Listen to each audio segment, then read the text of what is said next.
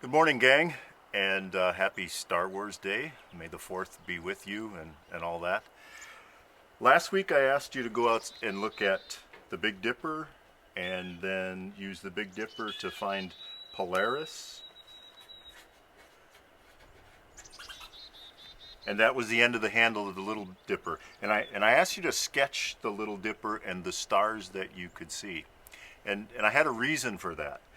I use the Little Dipper as kind of a measuring stick to see how dark my skies are. And then I can decide what I could possibly see from that location and what I couldn't. Now, if I was at the top of Brockway Mountain, that's really dark. I can see a lot of stars. But if I'm in the city, then I can't see as many. Or if I'm in a campground that has a lot of lights or something, then I couldn't see as many. So I would change my expectations. So here's the thing with the Little Dipper. And I want you to figure this out for your location and put it in the comment section where you posted your sketch. Hopefully you posted your sketch in Schoology. So about 2,000 years ago, a guy named Hipparchus came up with this scale of apparent magnitude or apparent brightness, basically how bright the stars look. And he said, okay, all the bright stars, I'm going to call those magnitude 1s. And those stars that are significantly dimmer than that, I'm going to call 2s. And if they're significantly dimmer than that, I'm going to call them 3s. And he came up with this scale. And we've kind of perfected it and modified it. And with modern instruments, we can measure like exactly how much light is coming from that star. And but the system still works. And so with the Big Dipper, those are all fairly bright stars. Magnitude 1.8, 2.4, 2.4. This one here where the handle meets the dipper, that is a dimmer star at 3.3. This Mizar and Alcor, Mizar is a 2 and Alcor is a 4. So if you can see Alcor, that's a much dimmer star. And also your vision has to separate the two, and that becomes a problem. But with the Little Dipper, the stars are fainter. Polaris is a 2, so that's a fairly bright star. So a lot of people think it's the brightest star in the sky, and it's not even close. But that's a fairly bright star. You'll probably see that one. But the other stars in the handle are 4s. This one is a 2. That's a fairly bright star. That one's a 3, and that one's a 5. So we can use this as a measuring tool. If the only star you can see is Polaris itself, then the limit to your visibility is a 2 magnitude star. If you can see this one, that's a 3.1. So if you can see that one and Polaris, then the limit is a 3. If you can see these, then the limit is a 4. And if you can see that one, that's a pretty dim star. If you can see that one, that's a magnitude 5. That's about as good as you can expect, especially if there's any lights around you. So I want you to, if you've posted already, if you submitted your assignment already, I want you to go into the comment on your post. So open your post up and you should be able to make comments. And tell me which magnitude star is the dimmest star you could see. So if you could only see Polaris, then a 2 is the dimmest you could see. If you could see that one, then a 3 is the dimmest you could see. If you could see the stars in the handle, then a 4 is the dimmest you could see. And if you could see that one, then it's at least a 5. And pretty much nobody could see stars dimmer than a 6 without some kind of optical aid. Okay, so that's one thing I want you to do today. The next, we're kind of going to try to branch out and identify as many stars as we can, or as many constellations and as many things in the sky as we can. So we've got the Big Dipper and the Little Dipper and Draco that winds between the two. The next object I want you to find is called Lyra, Lyra, and Lyra is the harp. And maybe it looks like a harp, maybe it doesn't, I don't know. But it's fairly easy to find in the summer sky because this star called Vega is that kind of the anchor star of it, and it's really bright. I said Hipparchus's system started at 1. This star is off the charts bright. So this is actually a 0.0 magnitude.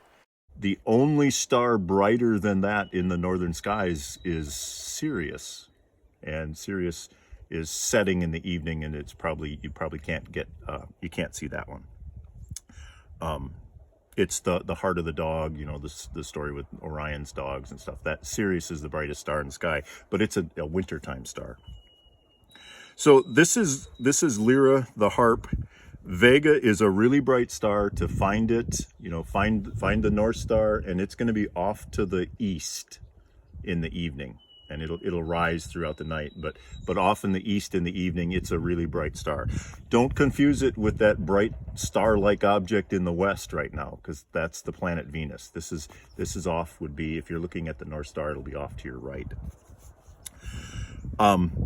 Vega is about 25 light years away, so that as far as stars go, it's pretty close. That's one of the reasons it looks bright to us. Other interesting things in Lyra. Up here, there's a star that's a 4.6 magnitude, so that's a dimmer star. And if you go back to what you saw in the Little Dipper, you know, maybe you can see this, maybe you can't. It's kind of cool with binoculars. You can see it's actually a double star. And then if you look with a telescope, you can actually see it's a double-double. And that's what it's called by astronomers, the double-double. And it turns out a lot of stars in the sky are actually double stars. That one's actually a double star. That one's actually a double star. This one is, this one down here is kind of a special double star. So Lyra has this triangle. This is really bright. And then it's got this parallelogram down here. And this this is a 3344, so they're all a little bit dimmer stars, but you'll pick out this. Vega is so bright, it's easy to, you know, kind of get your foundation there. This one is kind of interesting because it's a double star, but it's called, well, let me back up. Some double stars just appear to be in the same direction. Some double stars are actually together. This is called an optical double. If they're right together, it's called a binary system. And there could be 3, 4, or whatever. This is a interesting one because it's called an eclipsing binary, because these two stars are going around each other, and just the way they are towards the Earth, every once in a while they line up and we only see one star, so the dimness or the brightness goes down. But then we see 2 stars and it gets brighter again. And then we see 1 star and it gets dimmer again. So it has a period of 12.9 days. So every 12.9 days, it goes through this cycle. And so sometimes when you look at that star, it's a 3.4 magnitude, which is fairly bright. And then there'll be days when it's a 4.3. And then it'll come back to a 3.4. So that was one of the first eclipsing binaries that we discovered. And there's some things we could measure about that and learn about the stars because of how that one kind of shuts off and turns back on, and that. Another interesting thing, if you have a telescope, between this star and a little bit closer to this eclipsing binary, along that leg of the parallelogram, is called the Ring Nebula. Now, nebula is a cloud of gas and dust.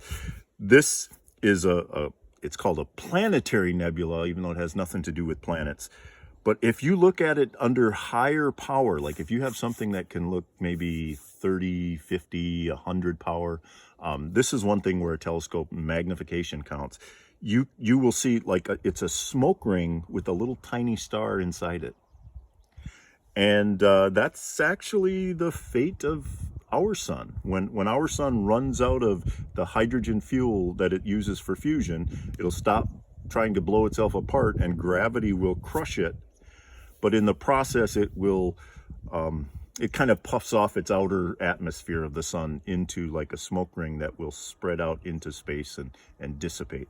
And what's left behind when gravity finally wins will be a tiny glowing white hot star called a white dwarf. It'll be about the size of the planet Earth, but with all of the mass scrunched down, and it'll glow hot for a while. So with the Ring Nebula at about 100 power, you can see a little tiny white dwarf inside that blasted off shell of gas on the outside, a Ring Nebula. It's the ultimate end of a star that's about our size. The medium-sized stars, the small stars, actually smallish stars, they go out that way. They form a white dwarf, and eventually that will cool off and into what's called a black dwarf, and it won't radiate any more light because there's no furnace going in it. It's just hot because it's compressed so much. But gradually that will radiate out. So that's cool to see, but you need magnification for that. But because it's right along that line, if you have a telescope, it's kind of a good target to sink your teeth into, to cut your teeth on. Going back to this one, it's kind of interesting. You can make observations, and if you can see all of these, compare this star, that eclipsing variable, to this one and this one. If it is as bright as this one, that means you're actually seeing both of the stars. If it's as dim as that one, it means you're watching the eclipse. So there won't be any observation assignment, but I would encourage you to get out to look at Lyra.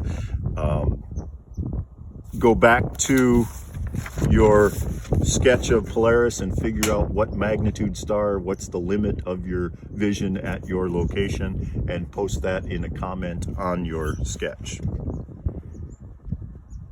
And so if you haven't gotten out in the morning to view the planets, do that. Looks like it's clearing off, and tonight will probably be another good time.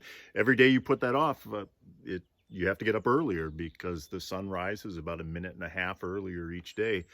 Right now, probably 5 o'clock is the premier time, and you'll see Jupiter, Saturn, and Mars lined up. Jupiter and Saturn will be brighter than Mars. If you look closely, you should be able to detect a difference in color. Mars is the red planet.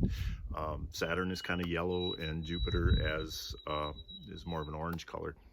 If you have binoculars, you may see the rings of Saturn. You may detect them, and you may also you might be able to see the Galilean moon. So take out your binoculars, or if you have a telescope, certainly use that. It's a great time for that. Have a good day.